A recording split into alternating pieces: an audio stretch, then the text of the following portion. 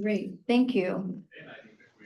Mark, can I close all this other stuff? What's that? It's yours. So did you want me to close it? Yeah, this. I'll see technical. Everything. Yeah, I was gonna make like a. All right, Nick, you should have access. Tab or something that says like. Did you check Yeah. out Milwaukee Listen to this stuff there. a little bit? I think they'll be our best example. Oh, the TSP? Yeah, yeah. Because they just adopt. They're not adopted yet. We are at the project prioritization stage. Joy, there wasn't anybody over there, so they must have left, so. Okay, thank you. And yeah, multiple. Nick, I gave you authority, I thought. Should be. Okay, great. Yeah, I'm sharing. Can you see the agenda? No. Can the folks online see the agenda? I see a desktop. We can. You see a desktop. The folks online are seeing it.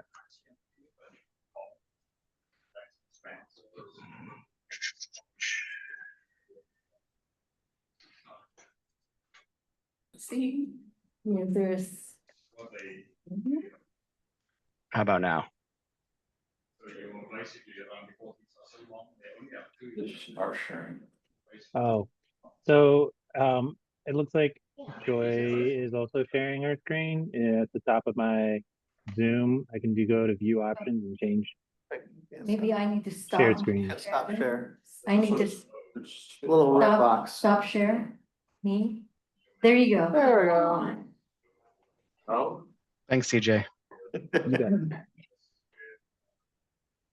Thank you very much. All right, I'd like to welcome everyone to our very first Technical Advisory Committee meeting for Sherwood's Transportation System Plan update. Should we go around the room in regards to introductions, or do you want to add anything else in regards to welcome? We'll go around the room, do introductions here and then for those that are joining hybrid. Okay. So my name is Philip Worth. I'm with Kittleson and Associates, and we're the firm leading the TSP effort for the city. Hey there, I'm Glenn Bolin, he, him pronouns. I'm a principal planner with ODOT Region 1 here in the Portland area. So I am here on ODOT's behalf, since we all share a road network, but also I hopefully can help a lot in that I've worked on a couple TSPs already under the new TPR, and so I'm getting some experience there. Hopefully I can help people out. Excellent. Jason Water, city engineer for the city of Sherwood. And I'll just be working alongside Joy for the whole time, and looking forward to it. Thanks. Sophie Lamb, City of Sherwood Engineering, working with Jason mostly, kind of his alternate. Art Graves, I'm with city planning and I'll be working with Joy. Great. And Joy Chang, I'm the project manager for the TSP update. I was before a senior planner with the city and technically retired, but have been brought back for this project to move forward. So let's start with Nick as part of the Kittleson team. Good afternoon, everyone. Nick Meltzer with Kittleson and Associates, supporting Phil on this project. CJ? Good afternoon, everybody. CJ Doxey, he, him pronouns. I am a transportation planner with Washington County's Land Use and Transportation Department. Rich? Afternoon. Thanks everybody helping us out with this project over the next 18 months or so. Rich Sattler, Public Works. And Joy, your retired working back things get a little old, so. Okay. Yes, I wasn't gonna mention it, but I just wanted to keep that caveat. Every chance she gets, every chance. All right, Steve? Hey everyone, Steve Cooper. I'm the Assistant Community Development Director for the City of Tualatin. Also just note that this is my first and last TAC meeting because I am joining the City of Westland as their Community Development Director. And so I'm going to transition my role on the TAC to Aaron Engman, Senior Planner with Tualatin. who's also on this call. Congratulations. Yeah, congrats. Thank you. Great. Melissa? Yeah, thanks, Joy. Melissa Gonzalez. I'm a development review planner with ODOT with Region 1. So I'm here with Glenn. Wonderful. Let's see who else is. Oh, there you go. Alex. Hey there, Alex Page. I'm a planner in the Long Range Planning Department at Trenton. All right. Thank you, Alex. Welcome. Andre. Good afternoon, everyone. Andre Lightsey Walker, you see him pronouns. I'm a transportation planner at Metro. Excellent. Brandon. Hi, everyone. I'm Brandon Williams with ODOT Region 2, and I'm Glenn and Melissa's counterpart down in the southern region of ODOT, just concerned about the southern extent of 99 West. That's the piece that's in our region. Nice to meet you. And Aaron. Good afternoon, everyone. Sorry that my video camera is not working. I'm the senior planner at the city of Tualatin, so I'll be stepping in once Steve transitions. We recently worked on an update to our TSP, so I'm familiar with the new TPR requirements, and we're working to get our TSP adopted with our city council here in the coming months. Great. Thank you, Aaron. And Jeff. Hello, good afternoon. Jeff Owen with Clackamas County. Sorry I can't stay the full meeting today, but hope to listen in. Thanks for having me. All right. I think that's it. Did I miss anyone?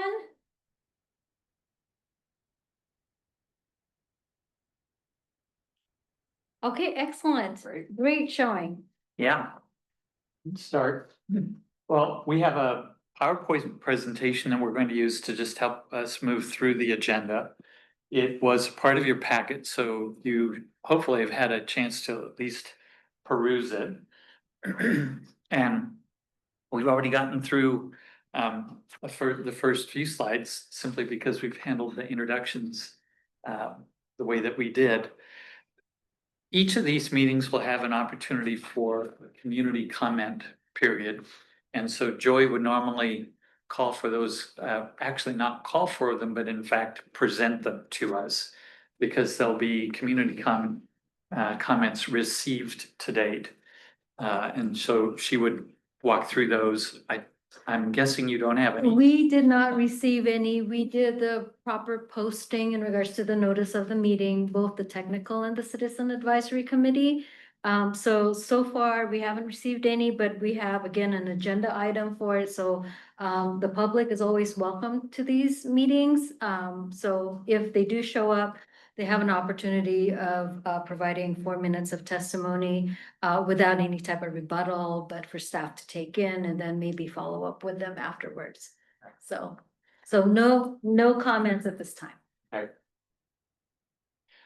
The way we'll typically run these meetings is provide you with that packet at least a week in advance of the meeting.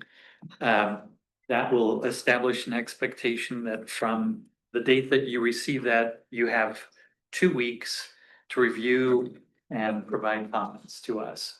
And then, of course, this meeting will always happen 1 week after the packet has been sent out. And you'll see later in today's meeting a schedule for the whole project and this sequence of meetings. So we'll take a look at what that looks like in terms of your own calendars. But we'll go through this agenda. I expect fairly quickly. You all are experienced in representing your agencies in meetings like this, so we don't think the effort to talk about roles and responsibilities is too significant. Do you want to spend a little bit of time on the scope of work and schedule? Again, it's going to be pretty familiar material because we do this for a living, right? And then lastly, what we'll spend the most time on is a discussion of a draft vision statement for the TSP and a draft set of goals also for the TSP. We'll be looking for you as agency partners to reflect on these statements, not in an effort to help the city and the community get them right, but to see how well they align with your own agency's goals and objectives for the transportation system. So that's the lens that we're asking for you to view these statements through. And so that kind of gives you a quick overview of what today's agenda is. So Phil, Tiffany, I see that you're finally on. Do you want to just briefly introduce yourself? Yeah. Oh, yes, absolutely. My name is Tiffany Gerke. I am the principal transportation planner for the city of Tigard. I'm sorry I'm a little late. I had 2 meetings right next to each other and a little bit of an overlap there, so I apologize. No worries, we're just starting. So, Yeah, thank you. welcome. Thank you. All right, so let's proceed. So you've met the project team. A few more that you haven't seen that all come from Kittleson are displayed on the screen. In addition to Kittleson, we have a teaming partner, 3J Consulting, and their focus is on the plan and policy review, particularly from a land use perspective, as well as to ensure support to the city at the back end of this as we write the ordinances for adoption, to ensure that we have all of the city's policies and code elements in alignment with the state regulations that are now in effect. We've gone through the technical advisory committee. We know who you are. Probably the one thing that we may come back to is, as you think about Sherwood's TSP, again, from your agency's perspective, what would maybe be top of the list of important things for us to be really mindful of? And again, we'll come back to this toward the end of the meeting so that you've got more time to think about it.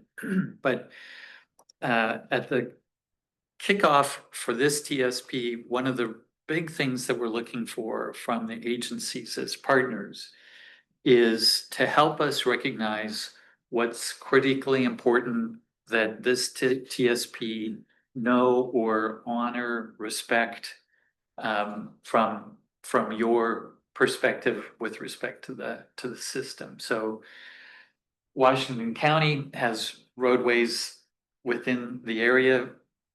ODOT does as well. TriMet operates in the area.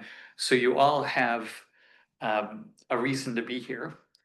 And it's so much more helpful to ask you what's important than to read all of your documents and think that we understood what was important, only come to the table and then learn that we didn't quite get it right.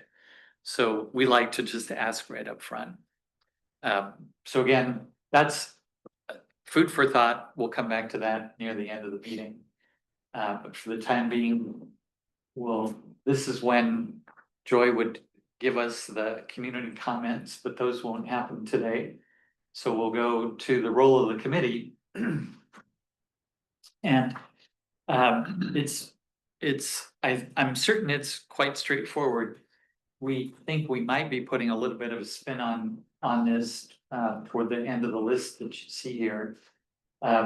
You're definitely the technical experts representing your agencies. We're looking forward to you bringing forward comments and concerns in the meeting. And then, of course, once you've heard other input during the course of the meeting, you'll still have another week to reflect on that and provide final thoughts. And at the end of that, that's when we will have license then, if, for example, we're reviewing a tech memo together, to take all of that input and finally incorporate that into a final version of whatever memo you're helping us review and affirm. We definitely want these meetings to be interactive, collaborative. We're looking for that input as well as feedback. So we'll try and pose open-ended questions. We'll try and set the stage through the packets to identify kind of key questions or key topics that we want to be discussing.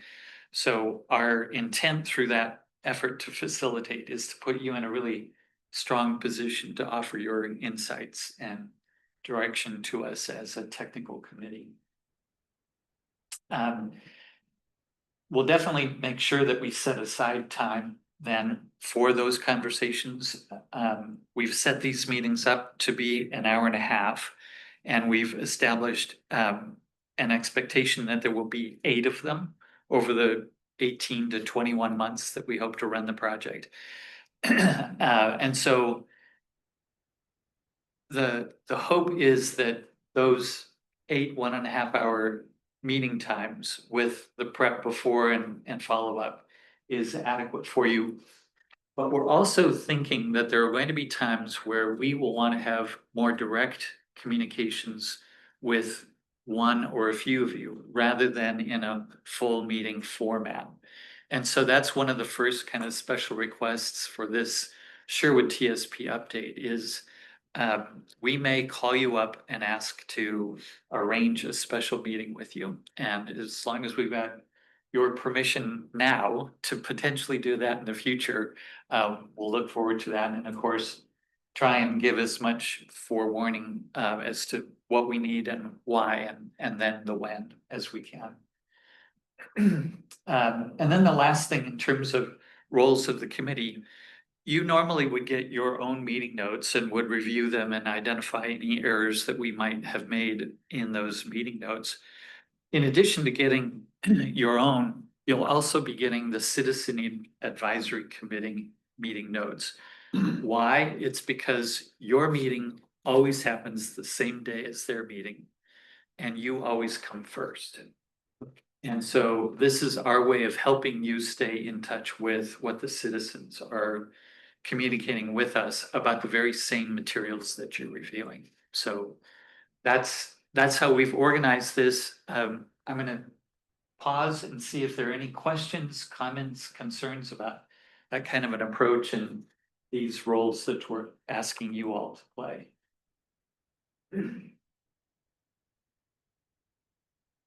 Just one comment, the Sherwood School District, they're on the CAC, is that correct? That is correct. Just wanted to clarify that in case anybody didn't see them on our list for the TAC.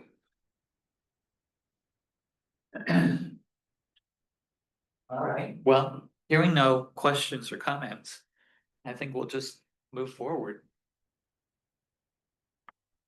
Scope of work and schedule. Nick, I'll turn it over to you and let you take us through this portion. All right. Thanks, Phil. So just a little bit of background. We have been engaging with Sherwood over the last few months to scope their TSP in addition to update their TSP. So we've had some conversations with them about why they're choosing to update that now. And we've also had those conversations with the city council. So hopefully no one is new to the fact that there have been recent climate friendly and equitable community rules that have updated the transportation planning rule in Oregon.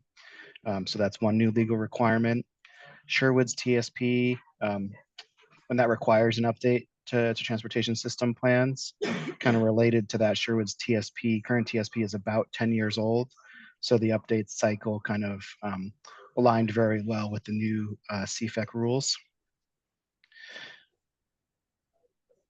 Along with that kind of 10-year update, Sherwood's been experiencing a lot of growth. They're talking about expanding their UGB into Sherwood West.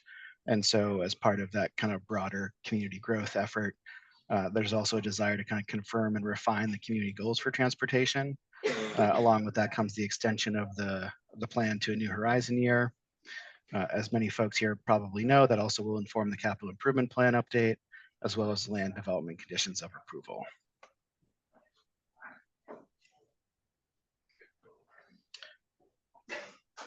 This is mostly oriented for the Citizen Advisory Committee this afternoon, but just in case folks are unaware, the new transportation planning rules are a result of the 2020 executive order from Governor Kate Brown, instructing agencies to work on reducing greenhouse gas emissions. The TSP requirements remain largely the same, with a few specific focus areas. So performance measures and targets are used to prioritize projects. The financially constrained project lists must reduce vehicle miles traveled over the planning horizon.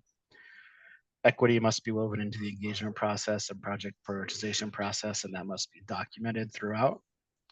Coordination with other agencies is required, and roadway capacity projects require an enhanced review during this process. Just pause there. I think most folks are probably familiar with these rules, but any questions? So, just curious, does the city anticipate already, do you know of, on the current TSP, are there, capacity adding projects that we subject to that Rule 830? I haven't looked. Potentially, yeah. I don't know if we'll be able to skirt it completely. But Yeah, combination of city plans and Washington County plans. Right. Yeah. County roads. Yeah. Yep. Yeah. Okay.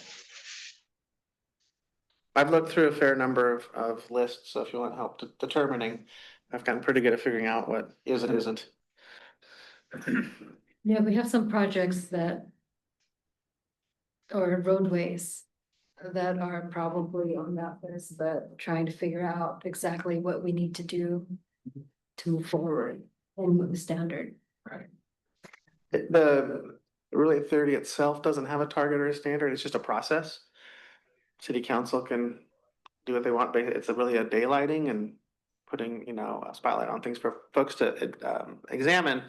At the end of the day, though, you do have the requirement to reduce per capita home-based BMP at least by 1. Yes. But that's. And as I understand it, these roadway capacity projects, the shorthand way of representing them is if we're converting a 3-lane to a 5-lane, that would qualify, so 2-lane to 4-lane, right? It's essentially a full lane of travel capacity in one direction. Right. Okay. Yeah, bridges also fall into that, which I think from ODOT standpoint, I think it's unfortunate because I really appreciate bridges that create local connections without using the highway for local trips. So I feel like, I don't think those should have been in those rules, but they are. Now, but there's a difference between bridges and culverts.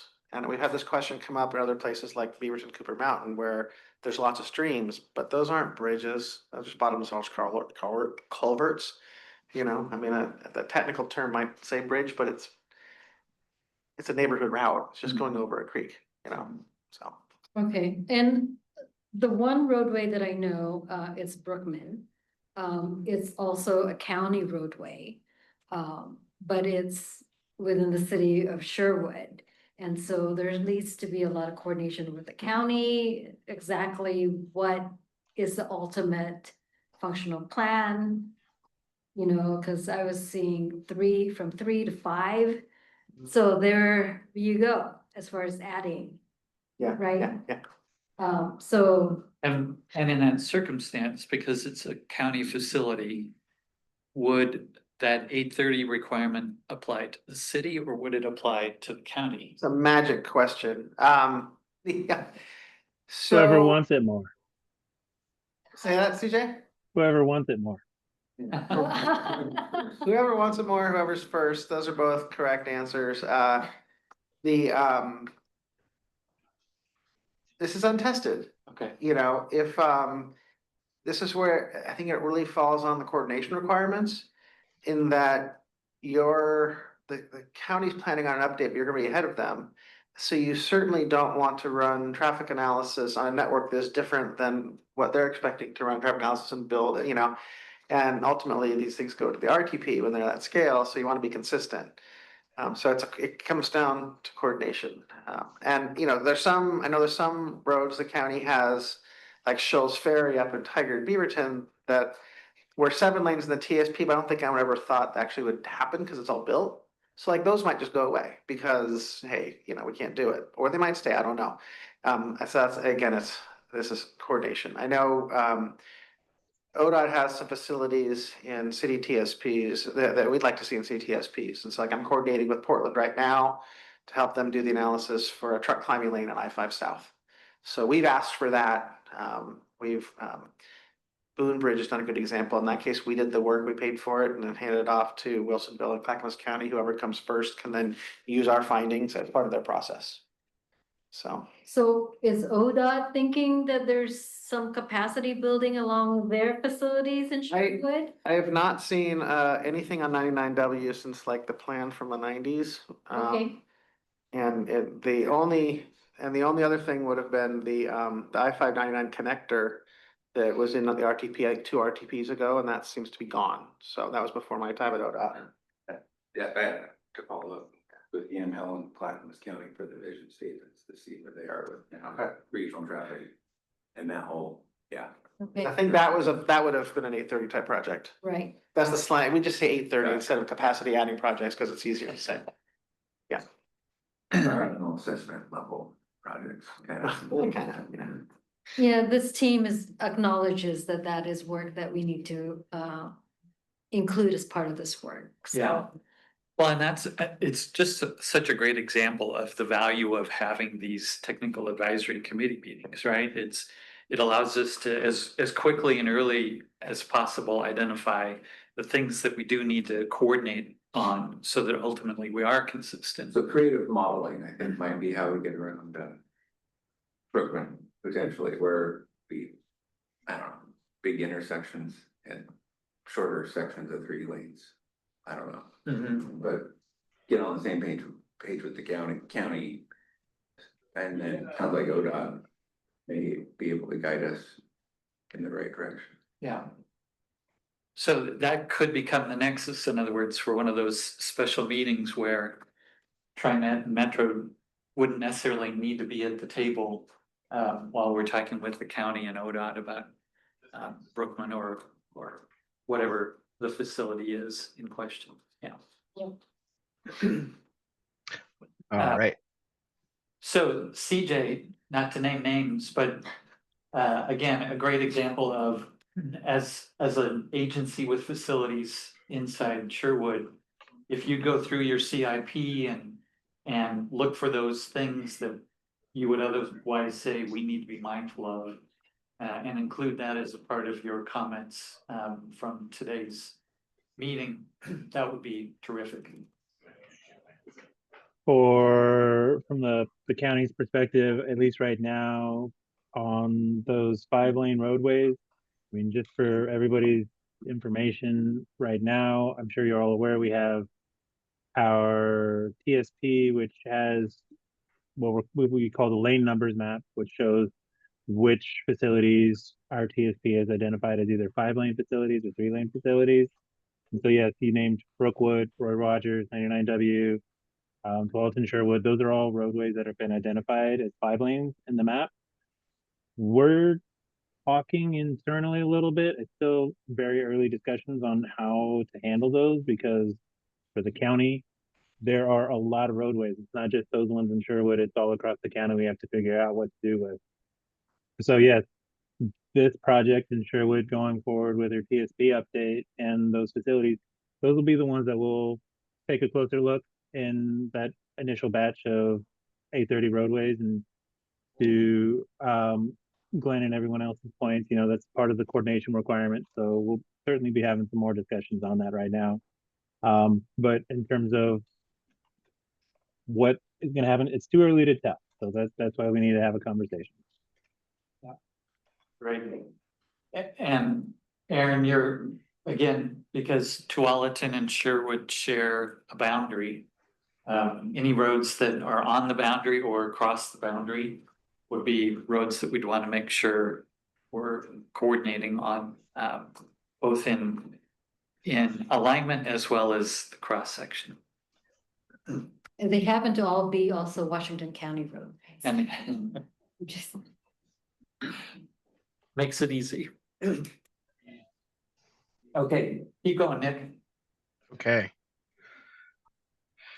So the scope for the Sherwood TSP update was built off of ODOT's template scope for climate friendly and equitable community compliant TSPs. I think just for everyone's knowledge, this TSP is being funded by Sherwood. So there's a few differences from a review standpoint, but otherwise the scope mostly looks the same.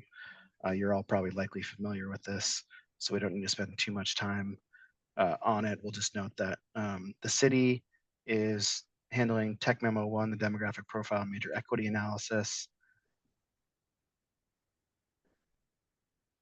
And yeah, we're handling the rest. For the analytical methods, we've begun that.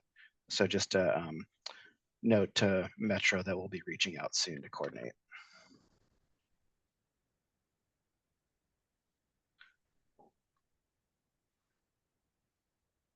The process overall will be comprised of 9 technical memos that we'll be sending out to the TAC for their review, and then those will all get compiled into the draft TSP.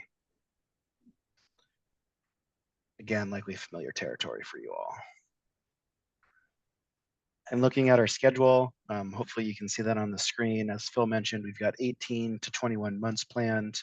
We're right here in the end of July with meeting 1. We've begun our policy and planning framework. We've begun our analytical methods, and we've begun our existing conditions and needs analysis. We were able to collect traffic counts back in May. So we're happy with, we were able to get that scheduled before the summer. And then right now we're projecting our next meeting would be in October, where we'll review the policy and planning framework as well as the existing conditions and needs. Any other comments on the schedule, Phil? Let's see, with the existing conditions and needs analysis, there's some final work to be completed on the inventory side that may delay a little bit the head and bike elements of that existing conditions document. And so we're still thinking through the implications of that. One option is carry that document as far as we can without that data. And then once the data comes available, finish it. But the reason for saying this out loud is the notion that we could, in essence, bring that memo to you twice. Let's look at it for the safety and for the automobile, the other modes, and then let's look at it again for pet and bike once all of that information is compiled.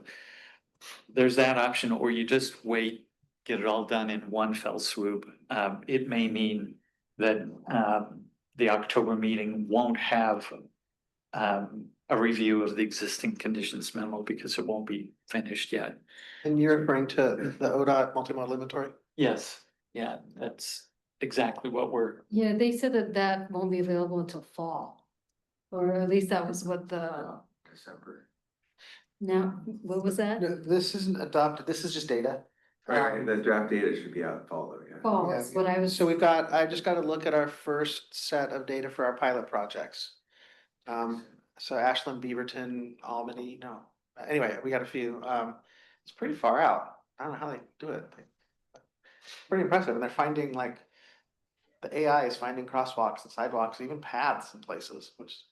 That's great. Yeah. Yeah, and I know that we're like the second group, as far as Sherwood is identified as one of the cities that they're working with, and it indicated that the data will be available sometime in the fall. For the second group, so. And Kittleson's partly involved in that, so we're able to kind of keep tabs on it as well. But Glenn, I would gladly get updates from you if and when you hear. Yeah, or vice versa. Okay. Yeah, we'll share information both ways. Okay. The schedule, we show 18 to 21 months. As we all know, sometimes it's difficult to manage the schedule, mostly based on community input. The technical process is so well established that that's often not the issue. Sometimes modeling can be a bit of a hang up, but we're saying let's give ourselves a bit of a range in terms of the schedule, not yet knowing how strongly engaged the community wants to be and what the issues are that they bring to us that then we'll want to have time and opportunity to really address.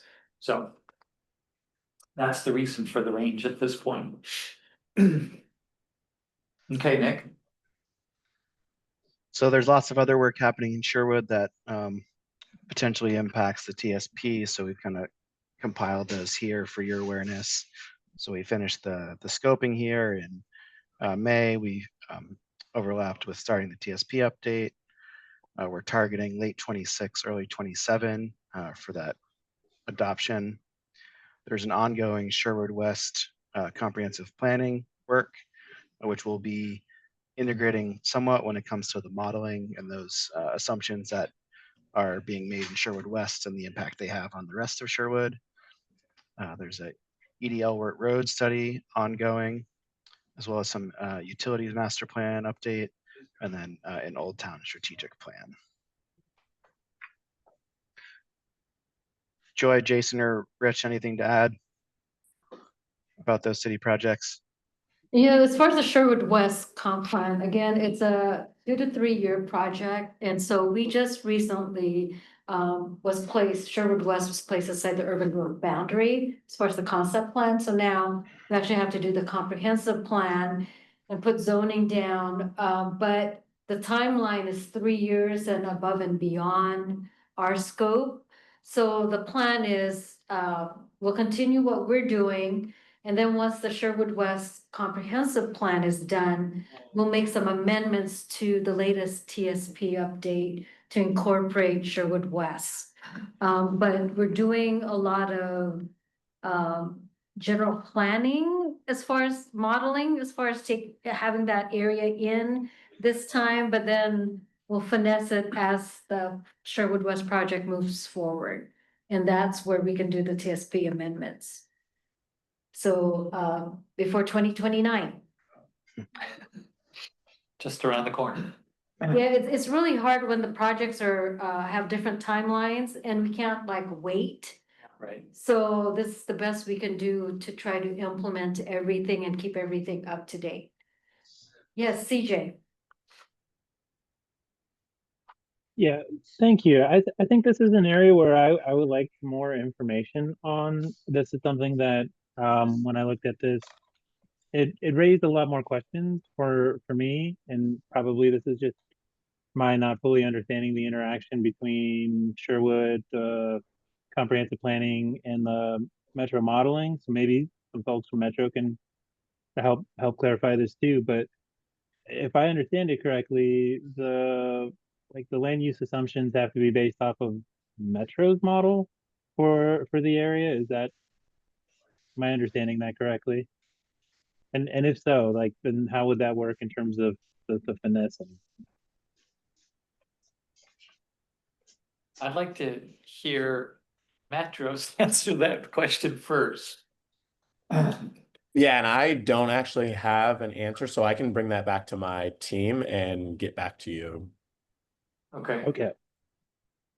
When I've worked on projects as a consultant, doing similar UGB expansions, we used our density mapping, our mapping, to then provide numbers by TAZ to do the modeling. Right. So I would assume that this project, ideally, this project would have a sense of what those numbers are going to be and be able to incorporate them into the model. Yeah. Metro's demographic model, like it does have the TAZ allocation, but that gets updated every time they do it. So you're mid-cycle, right? The RTP's just been adopted. This land was outside the UGB. So I think logic tells me all else equal except this one spot, make changes to this spot so you can run the model. That's my logical thought. Yeah.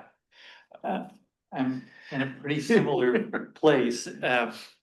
We know we need to be consistent with RTP. That links us directly to the Metro model. We believe that the Metro model should represent the Sherwood comp plan, and by extension, Washington County's comprehensive plan. So until we kind of unpack the detail of what was really assumed in the current RTP, it's anyone's best guess exactly how much density was there. Right, and I don't know what the TAZs look like, but I'm assuming that they kind of stop at the UGB and then get bigger. Yeah. And so you'd be influencing a larger TAZ with, so yeah. Yeah. It's probably just, I would assume it was rural. Yeah, It's pretty as rural. yeah. So what my crystal ball tells me, CJ, at this point is Sherwood West is not well represented in the modeling that we will be relying on for the TSP. That's the short version of my answer to your question. And then through consultation with all of the agencies at the table today, we'll figure out, is there anything we can and should do through that modeling effort? And if so, what that is. And then Andre, that's where I think you going back to the team, kicking this thing around and getting back to all of us would be very beneficial. Yeah, absolutely will do. Thank you. Yeah, I imagine this will just be one of those technical discussions that you asked us here to come ask questions about. Yeah. All right, question on your scope of work. How detailed are you getting with modeling? We've seen a range of, some cities, like Milwaukee, not doing any modeling. They're only adding basically bike ped projects, right?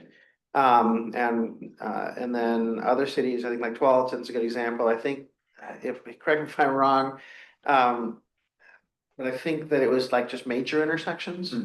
But then I've seen other TSPs that have every turning movement for almost everything. So do you have a sense for what level of? Yeah, so maybe let me pull that apart a little Yeah. bit, because you say modeling, but then you talk about intersections.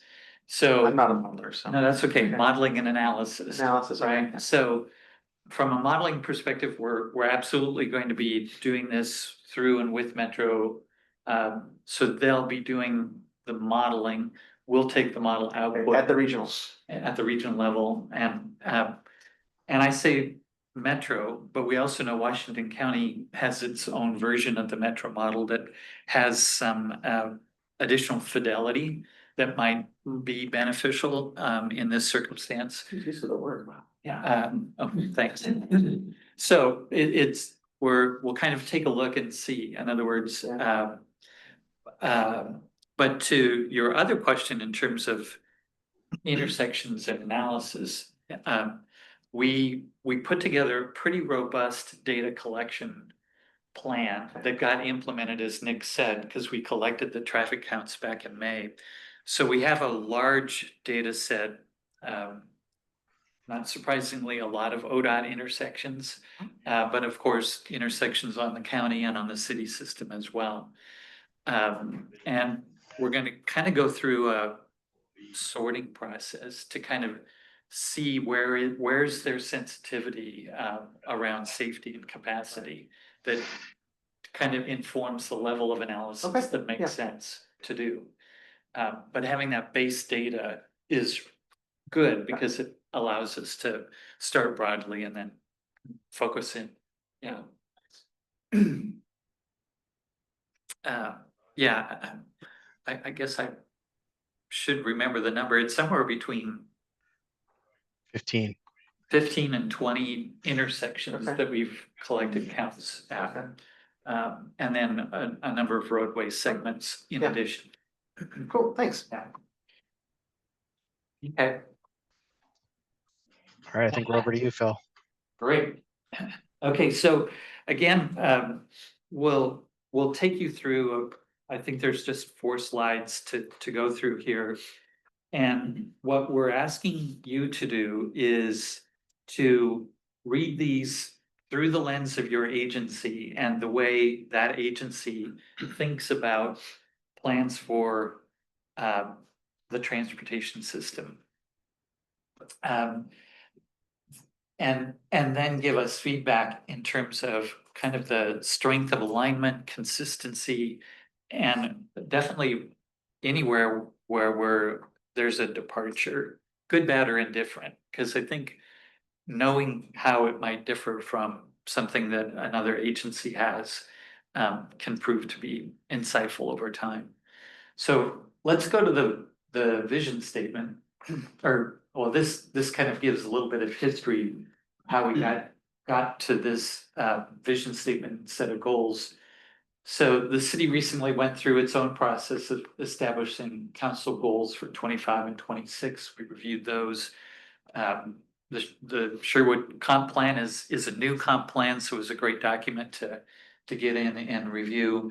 Then we took a look at the documents of the partner agencies in today's conversation.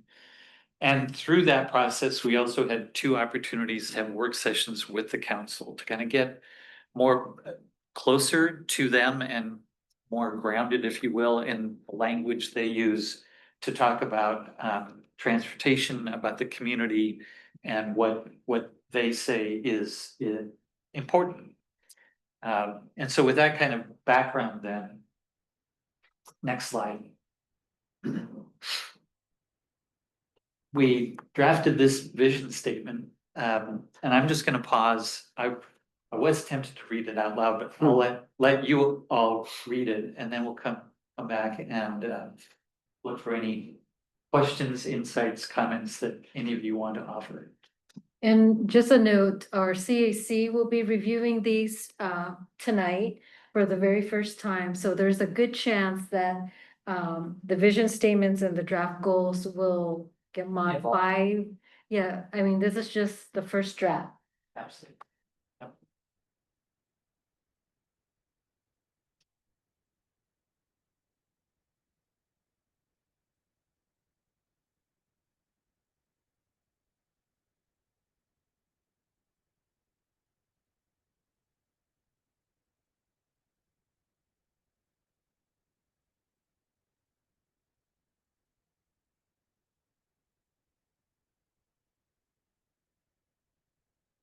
Okay. Thank you, Andre. Yeah, first impressions, thoughts, comments. Phil, this is the one that went out with the packet. Do you want me to bring up the one that you were annotating this morning or yesterday that's got the words in bold? Well, let's see what comes from this version. Okay. And then, yeah, then as need be, we can bring up the other one.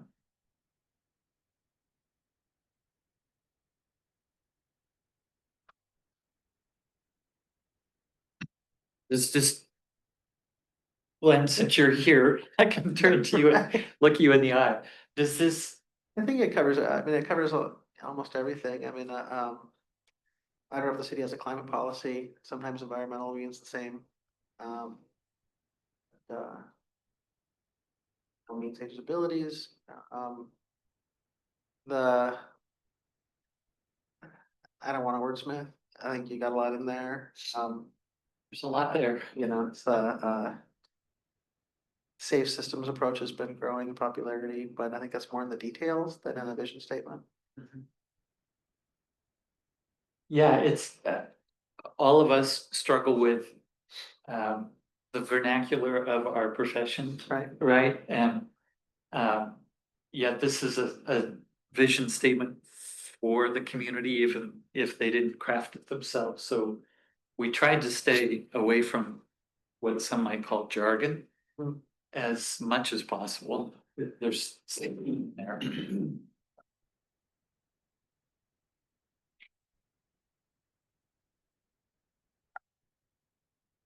Well, with this as a foundation, then Tiffany, go ahead. Yeah, I was just thinking, one additional thing you may want to just to keep our eye on the moving target here is thinking about the needs over time as far as in technology. So like just the different needs that our facilities are going to be required to have for autonomous vehicles. And even like changes in technology with respect to signal equipment and other things. So maybe a mention of something along those lines as well. Yeah, thank you. That's at the very end of this, you see evolving travel options. And that's meant to capture those thoughts, that notion that electrification is mid-process, micromobility is mid-process. We don't know what technology is going to bring to us 5 or 10 years from now. But in a 20-year plan, we know one thing, our travel options are going to evolve. So, The word seamlessly connected kind of got, I mean, it gets to that too. And that means a lot there of seamlessly connected. I think we want to have a system that can evolve and be basically connected data wise along the whole route, all the routes, but also how important is it being regionally connected? Before it was just connected to the metro centers, but now we want to be connected to the, southwest part of the state, and be connected to the state. Because of, the entire state, even California, we want a connection that way. So connected, there's a whole lot in the word connected. I think that I don't want to make the vision statement longer. yeah. It's long enough as it is.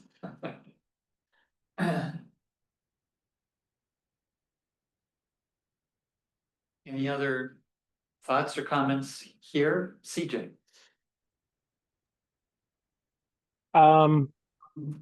So I'll just throw out there, I think as far as vision statement goes, it reflects a broad multimodal intent. It's always good.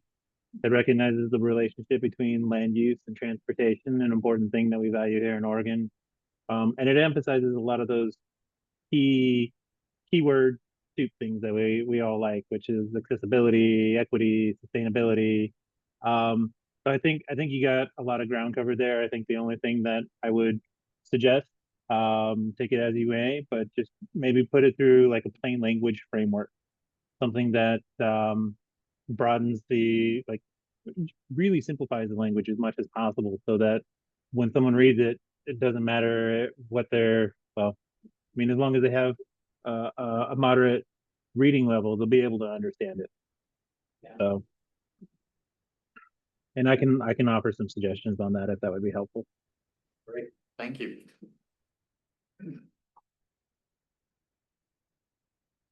Okay, well, we'll let this sit with you for a while, and we'll take a look at the goals. There end up being 5 goals at this point, and as Joy said, these are all first drafts, and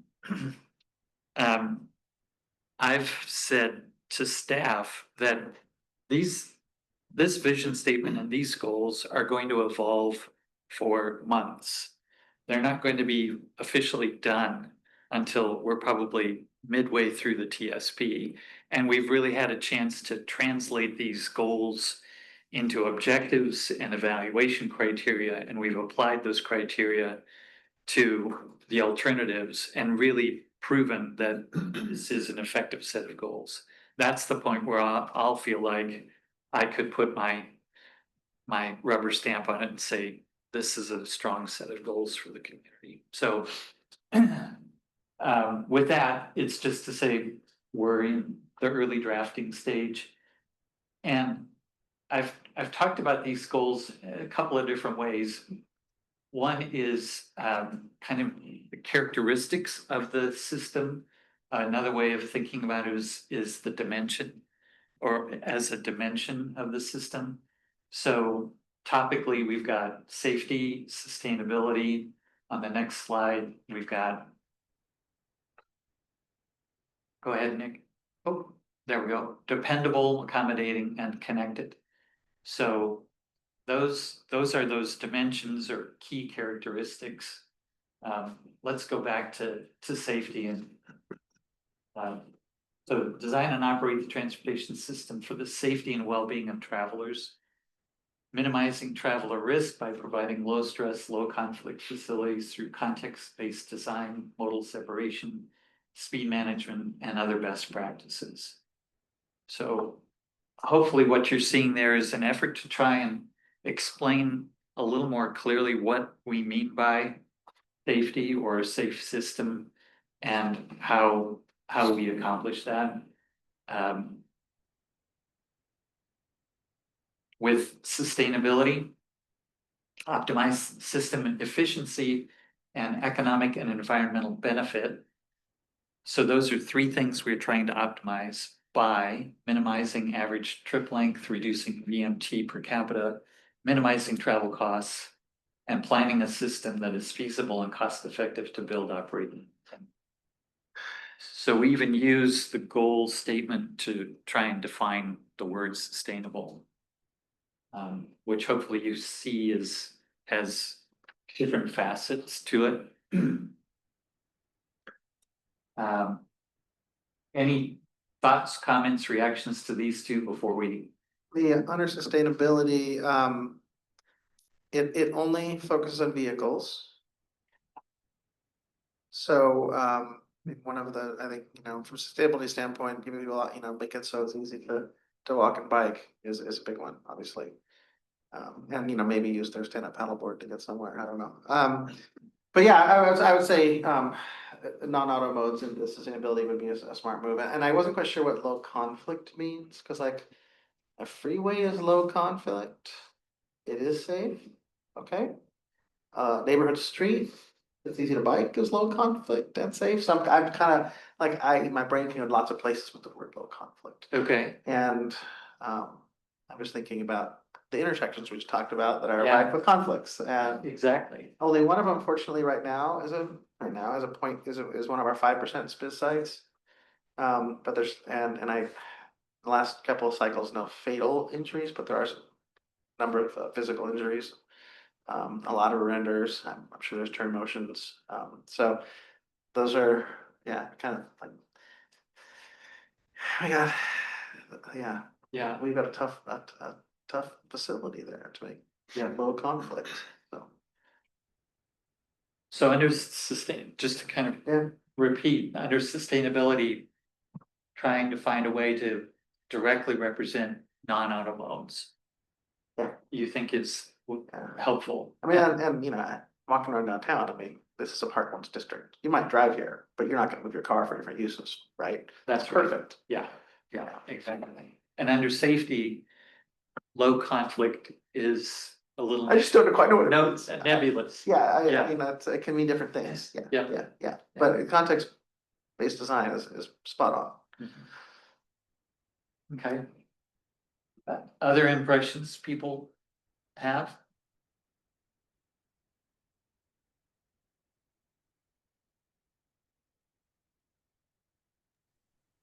I'll chime in the safety, low conflict conversation. I think there's an opportunity to call out reducing serious and fatal injuries. Just like blatantly call that out as a part of our objective.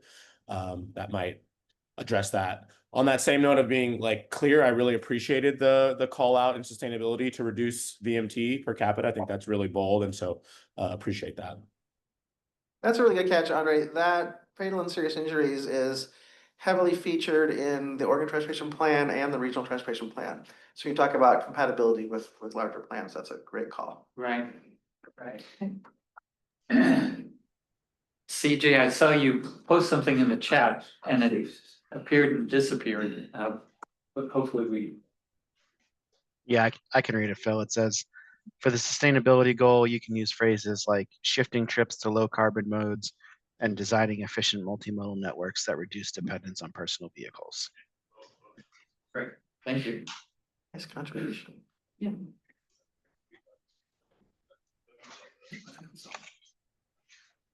Okay. Let's move to the last slide of these draft goals. So we came up with the word dependable when we were thinking about what's within it, the notion of reliable and resilient. So plan and operate the system to be reliable and resilient, providing viable travel options that work effectively to move people and goods within the community and to regional gateways. Obviously, we're trusting that once they get to the gateway, the rest of the trip is Somebody else has got taken care of. You do what you can within the planning boundaries where they continue. Yeah. Accommodate the travel needs of residents and businesses by providing viable and evolving travel options to enhance community livability and economic vitality. in the sustainability goal, Yeah, or that's what it's connected, but yeah. we use the term optimize. Didn't use it here with accommodating, but that's clearly what you're trying to do as you enhance community livability and economic vitality. Yeah. Is optimize those two things, because sometimes they can feel like they're working a little bit against each other. And then the last one, connected, seamlessly connect the Sherwood community with a variety of accessible travel options that are designed and operated to promote walking and biking and transit for people of all means, ages, and abilities. So for the moment, we've got 5 categories, and if you think of a category that's missing, by all means, let us know. The thing that jumped me first was land use, and I think accommodating is the one that focuses on that. And where my brain went was having seen like the city's EOA or target industries analysis, those kind of things beget needs. Like, what do we do with public money to support those business growth, that business growth, right? Or what do we do with our system to support these, these quality neighborhoods? And so I feel like accommodating maybe is passive. I mean, I think the city is very forward in trying to do that economic development and Yeah. do those neighborhoods. Yeah. So maybe there's something that's a little bit more ownership, or it's like some kind of, not facilitate, but spur, I don't know what it is. Yeah. For, Promote, yeah. So anyway, so I think like it's because you're using transportation, you're using infrastructure, you've been very specific about these industries you want to grow. And so you want to be able to tie your project when you're scoring these projects at the end of the game, which we know where this goes. At the end, we're putting scores to these things. Yep. And we want to be able to say, yes, this one supports that large lot industrial platform that we were looking at. And therefore it should get a high score, because it might not be the coolest one out there, right? Or there could be a safety one that isn't near businesses that people are concerned about, but it's really important because your safety goals was there with fatal and serious, right? It's like, hey, I know, like, my example is I live on a street where my collector has no sidewalks, but I know there's never been a death there. So I don't complain to my city council. I would rather them spend money on 122nd Stark where there have been deaths, right? The same kind of thing. It's like we want people from all over the city to see that, yeah, that safety one got a high score because there was a kid there. There was whatever it was, is real personal. Same as we say this facility to support that economic development is really important, even though it's not my neighborhood, because this is our tax base, this is our jobs, it's all those kind of things. So I think that's kind of where I'm coming from. Thank you.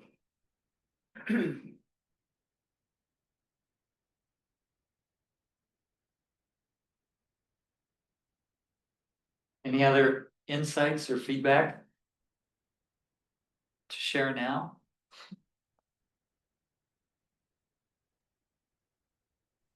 I'll chime in here for a second. Just something that caught my eye. But sorry, this is Alex from TriMet. Under accommodating, yes, want to echo what I've heard on those comments as well. But also, what is, I guess I don't understand fully why businesses are in there. I think that you're getting at the heart of it when you talk about economic vitality. But I not always, but sometimes the travel needs of residents are opposed, are opposite of what the business travel needs are. So I would encourage us to focus on the residents themselves rather than the businesses. So we name both when we say travel needs of residents and businesses. I'm a little confused. Are you suggesting only targeting residents? Yeah, I think that sometimes the travel needs of residents and the travel needs of a business are either opposed, or the business might not understand what their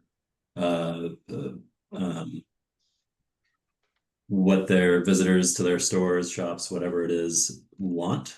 I think that you should go directly to the residents themselves when you're scoring something, when you're scoring a project, and saying, well, this is what the residents want. This is what they desire. Whereas businesses are representing a specific interest.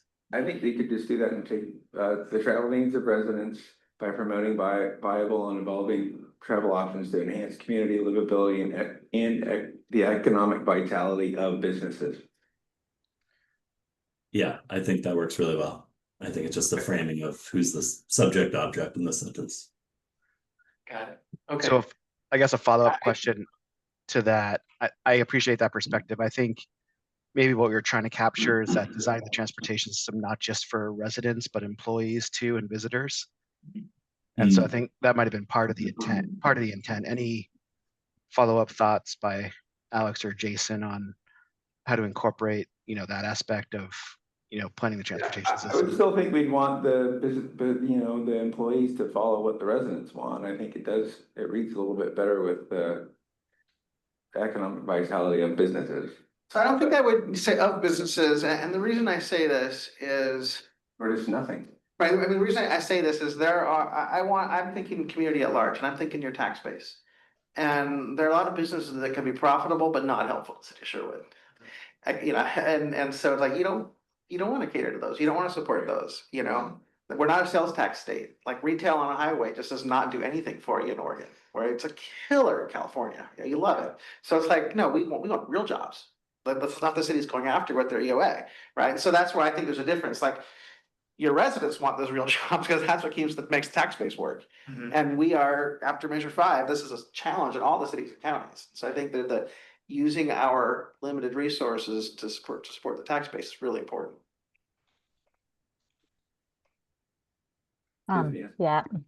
1 second, I'll turn my, so when I read this, I think of course, I reflect on my own situations here and what we're hearing. And one thing I see is our community in every neighborhood says, we don't want trucks here. I mean, as far as we don't want trucks on any roadway, they don't want trucks anywhere. So if we listen to our residents alone, our economies would not exist. They wouldn't be able to get the trucks to the grocery stores.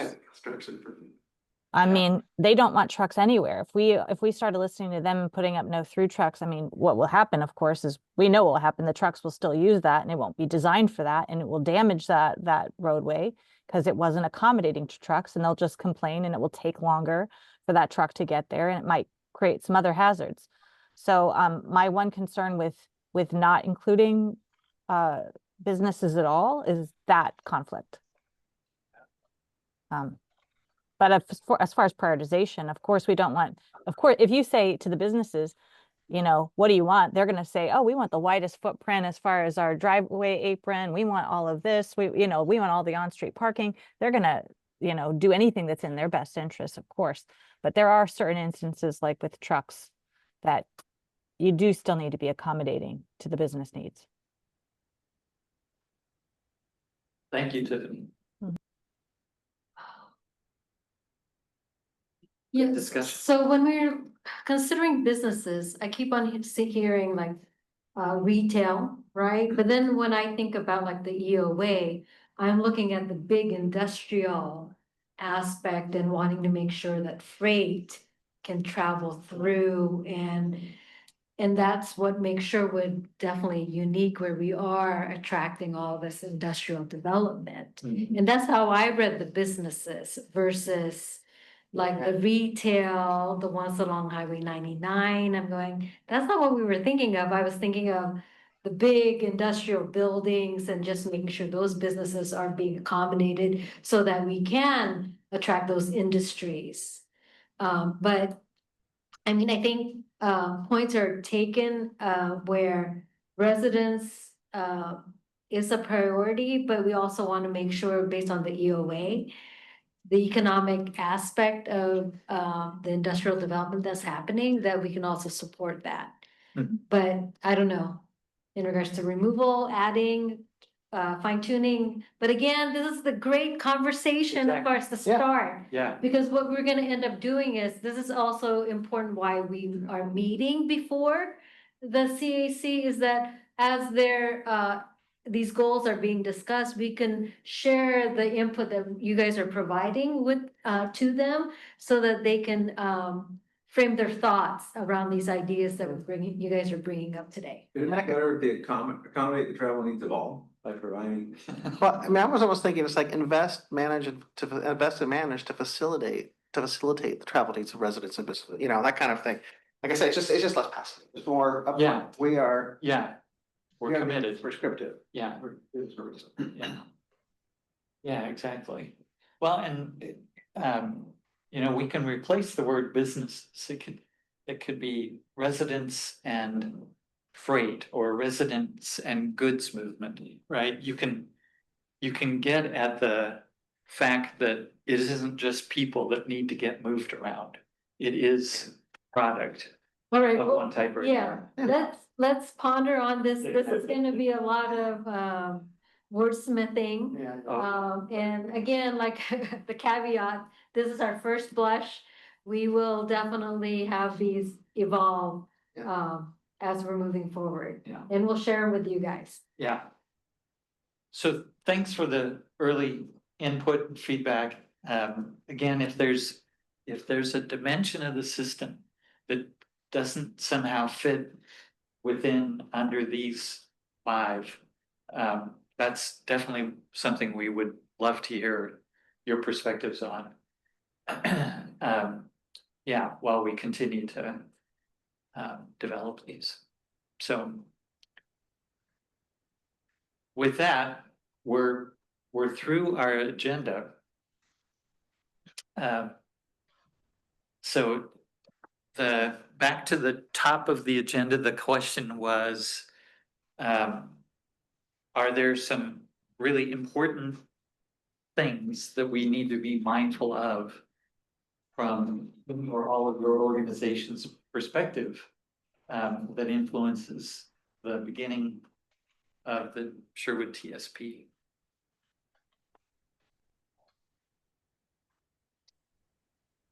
I'll just mention for me, it would be to circle back with Clackamas and Yamhill County in the state on just the regional traffic heading past Sherwood, and then if the bypass discussion is pushed further south west, or is it off the plate, or what? I don't just want to forget about the I-599 connector study. I want to kind of lightly check in on that and see where, you know, the regional traffic's going, because if there was a reason to do that study back in the past, then, you know, where are we at now with all those trips? So I think that's my one thing that we don't want to lose sight of. Okay. Yeah, and I'd be curious to, Andre, if you can maybe get some history from like Tom and Kim, because I was not engaged in government at the time when that came to be, but I know it was in, I think, is it the 2018 or the 2014 RTP, maybe 2014? I'm not sure. Anecdotally, I looked at the last plan for 99 a couple of years ago. It was done like 20 years ago, and the traffic on 99 generally is lower than it was then. And I think though it's not the segment you're talking about. I think it's as the region has become more polycentric and the job growth in Washington County, there are fewer people needing to go from Sherwood to Portland, from Tigard to Portland. There's more of the Roy Rogers, there's more things in Sherwood, there's more things. I mean, Tualatin is capturing a lot of jobs. So people that might have gone into Portland before, heading to Wilsonville and Tualatin too. So it's kind of odd, the through numbers heading north to Portland are lower. And the model at the time, of course, said they were gonna grow crazy high, you know? Yeah. But I think that is us becoming more of a polycentric region is what we're seeing. And I think that's one of the, like, you know, Alex will probably say one of the challenges they got too, is that, you know, trying to serve the non-hub and spoke is a tricky thing for transit. Right. Alex? Totally agree with you, Glenn. Yeah, and I'm actually looking at travel market flows of Sherwood today, and like, oh yeah, it's definitely very centric on the southwest corner of the region. So what I wanted to throw out there is one thing that we're considering, or we're encouraging jurisdictions to consider, is any sort of transit street classification, especially as we consider electric vehicles those are much heavier, they have bigger impact on the roadway. And also could kind of help in that future growth scenario where, yes, we might not be looking at, a 99W line that goes to downtown Portland. We might be looking at other more local connections with transit. So we would just love to have some sort of classification out there where it's easy for us to reference, okay, these are the roads that Sherwood wants transit on. Thank you.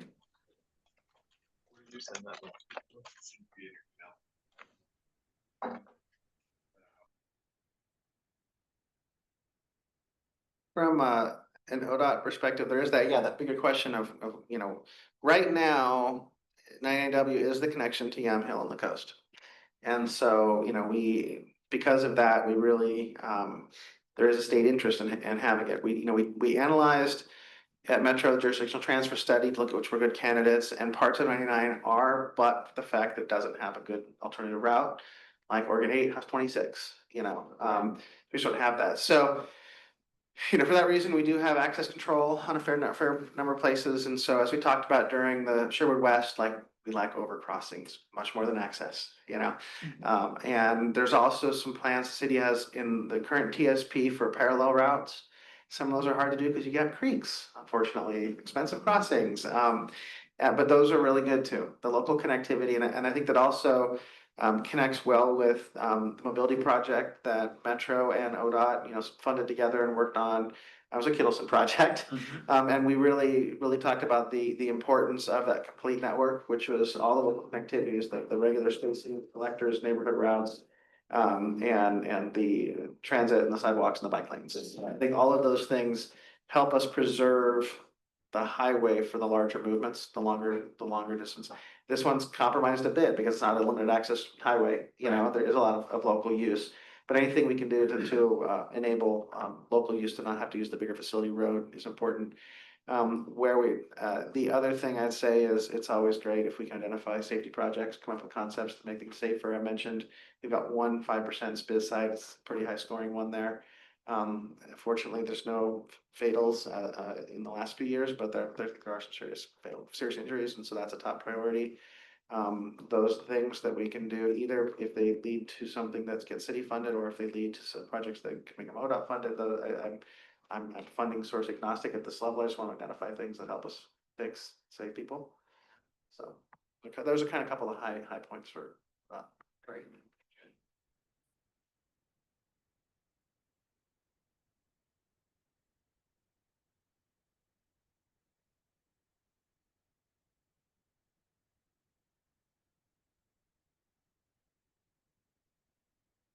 CJ, any top of mind thoughts from the county's perspective? I threw it out there earlier, just wanting to get more information or a better understanding on the overlap and coordination between the TSP effort and the Sherwood West effort. That was something that, when I talked to my colleagues at the county, was pointed out, and that's something that I don't have all the answers on. And I'm putting on my investigative hat to try and figure that out, because I just worried about putting the cart before the horse issue.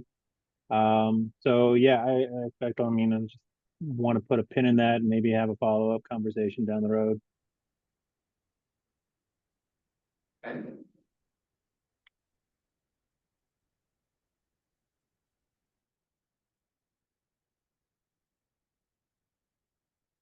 All right. Well, again, we'll give you another week to mull all of this over. So any feedback again on the vision statement or the goals, those topical areas that frame the goals.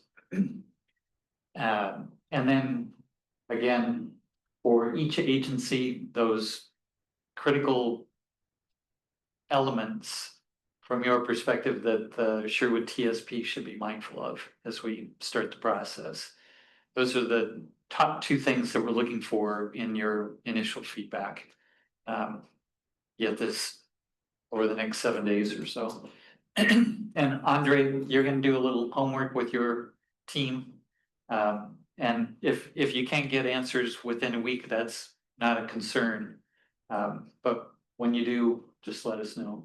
Yeah, would you just like me to just sort of email the whole TAC, or what's the best methodology for sharing responses?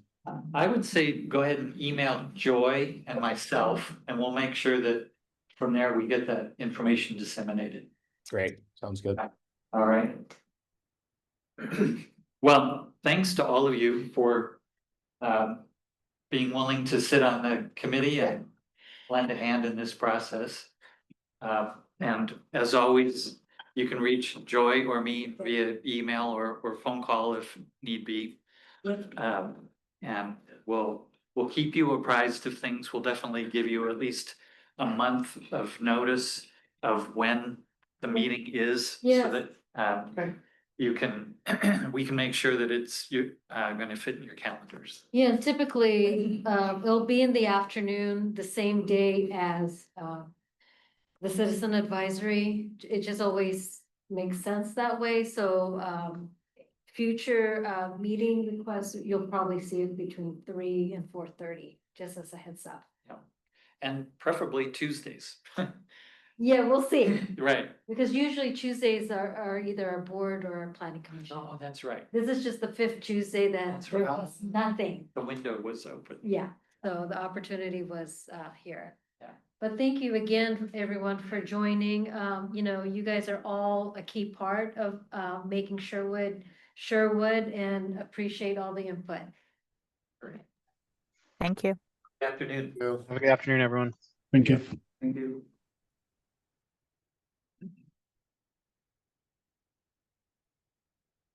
Thanks for making the trip out. Yeah, Yeah.